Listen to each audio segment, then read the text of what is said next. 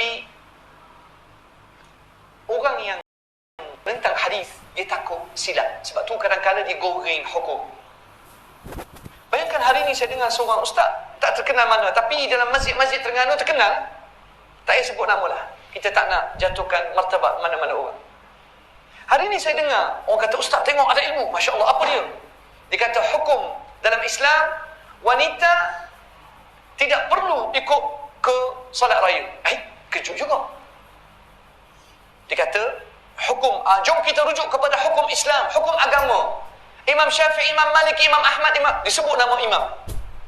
Semua imam mazhab, dia kata, mereka tidak menggalakkan wanita keluar ke tempat salat raya.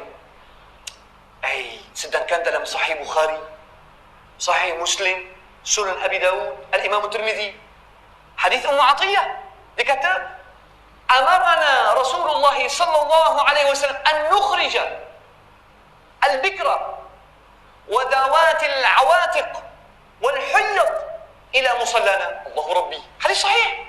Rupanya Rasulullah wajibkan wanita, hatta wanita kecil, zawatul awatiq, budak perempuan yang dah sampai usia kahwin tapi tak kahwin.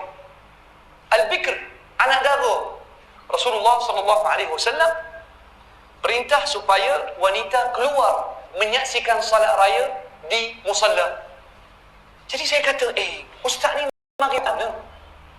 Kalau kita tegur dia, ada kitab mana? Tak tahu, hilang pula kitab dia. Sebab itulah kita kata, bila kita rujuk kat sunnah, kat situlah sumber yang sahih 100%. Betapa ramai orang tipu atas nama Imam Syafi'i. Ramai ke tak? Ramai. Kita di Indonesia, kita ikut Syafi'i. Ikut Syafi'i tak mana? Satu cerita nak royak, cerita menarik. Tapi cerita rahsia sikit lah. Satu ketika, bila saya dituduh dan difitnah oleh mereka ini yang tak suka sunnah, sampai tahap bukit aman siasat saya, tak apalah, marilah pegawai penyiasat. Ada seorang di kalangan mereka, ditanya, kenapa Ustaz Muhyiddin timbulkan fitnah? Kenapa Ustaz Muhyiddin menentang ajaran Imam Syafi'i? Saya kata, berat tuduhan ni. Saya kata, tuan, saya tak pernah memfitnah Imam Syafi'i ataupun tak. Ustaz Muhyiddin tahu tak, kita kat Malaysia ikut Imam Syafi'i. Tiba-tiba, subhanallah, saya tak sempat nak jawab. Ketua bahagian siasatan tinggi, Masya Allah, dia kata apa? Kita ikut Syafi'i lagu mana? Kita zakat fitrah, bayar ikut Syafi'i ke ikut mana ni? Masya Allah, ketua bahagian penyiasat ni, dia yang boleh jawab. Saya alhamdulillah kata, Allahu Akbar. Kalau kita ada ketua-ketua penyiasat seperti ini, kita selamat di Malaysia insya-Allah. Jadi ketua penyiasat ni dia kata, kita ikut Syafi'i ikut mana? Zakat fitrah kalau nak kira, kalau nak ikut Imam Syafi'i rahimahullah, kita kena keluarkan dalam bentuk makanan. Imam Syafi'i, Imam Ahmad, Ishaq ibn Rahawai dan Waqi' ibn Jarrah, antara ulama sunnah yang hebat yang wajibkan keluarkan zakat fitrah dalam bentuk makanan.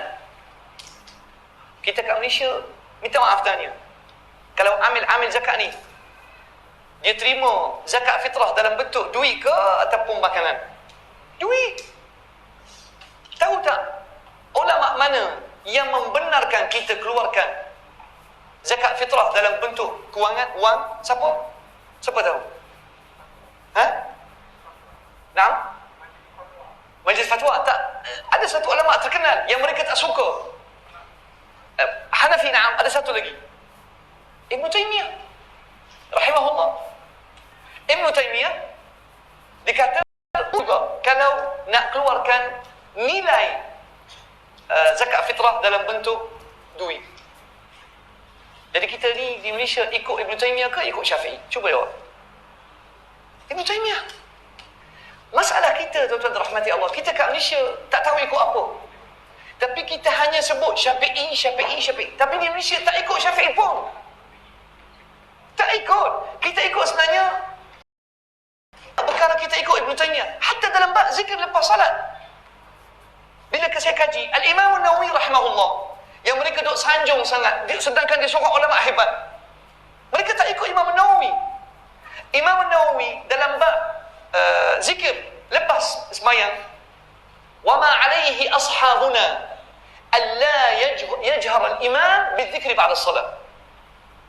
Dalam kitab Al-Majmu', Imam Nawawi dia kata pendapat sahabat kami, yakni orang Syafi'i, imam tidak perlu berzikir kuat lepas sembahyang. Inilah mazhab Imam Nawawi dan Imam Syafi'i.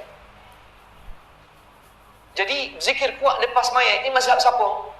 Ini pendapat Ibn Taymiyah rahimahullah. Naam. Ibn Taymiyah rahimahullah kata lebih elok imam berzikir secara kuat. Jadi kita ikut Imam Syafi'i ke Ibn Taymiyah? Imam Ibn Taymiyah.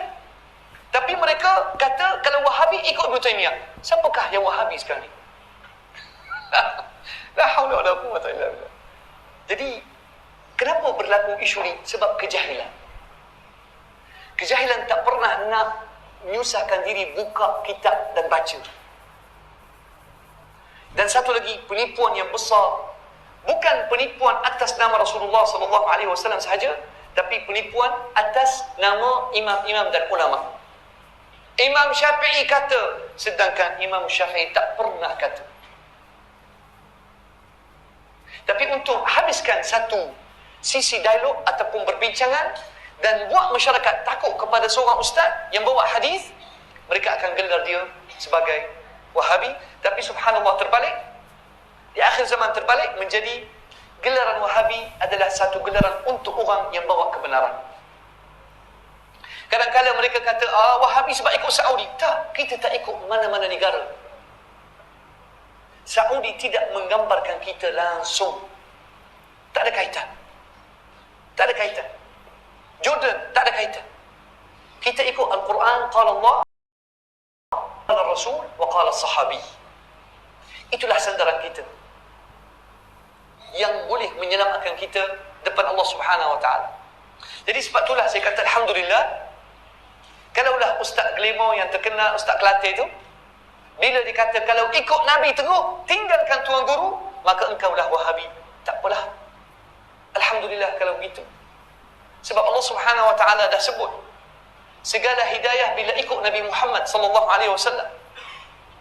Wa ati'u Allah wa ati'u Rasul. Fa in tawallaw fa innama 'alayhi ma hummila wa 'alaykum ma hummiltum wa in tuti'uhu tahtadu. Kalau kamu taati Nabi Muhammad sallallahu alaihi wasallam, kamu dapat hidayah. Satu lagi kata Al-Imam Ahmad Ibn Sinan yang saya sebut tadi, ingat? Ahmad Ibn Sinan, Ibn Asad, Ibn Hibban, Abu Ja'far Al-Wasiti, lahir tahun 170 Hijrah, meninggal tahun 256 Hijrah. Dia kata, "Wa mabtada'a rajulun bid'atan illa wa naza'a Allah min qalbihi halawat al-hadith." Mana-mana orang melakukan bid'ah. Bid'ah yakni sesuatu perkara baru dalam agama dibuat untuk menangani sunnah Rasulullah sallallahu alaihi wasallam, zikir yang pelik. Seperti mana sekarang tersebar kononnya yang selawat atas Rasulullah sallallahu alaihi wasallam 1000 kali, ada seorang Habib. Tapi tak tahu Habib ni mari mana. Dia kata kalau engkau selawat 1000 kali atas Rasulullah, maka engkau akan masuk syurga terus. Tidak ada sebarang kata Rasulullah sallallahu alaihi wasallam mengenai fadilat selawat 1000 kali. Wallahi itu pun tak ada. Hatta dalam hadis palsu tak ada.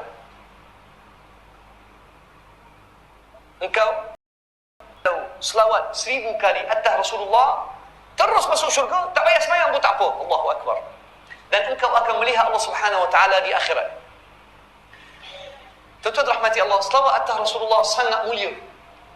Selawat atas Rasulullah sallallahu alaihi wasallam sangat indah.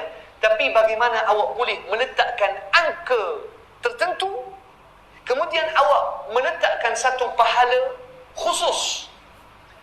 Selawat 1000 kali, maka engkau masuk syurga terus. Mari mana pahala ni? Ataupun engkau dapat wahyu, ataupun engkau lagi hebat daripada Rasulullah sallallahu alaihi wasallam. Wallahu a'lam. Selawat, kita kata selawat atas Rasulullah bila-bila masa. Sebenarnya kita bila sembahyang pun kita selawat. Allahumma salli ala Muhammad wa ala ali Muhammad. Betul tak?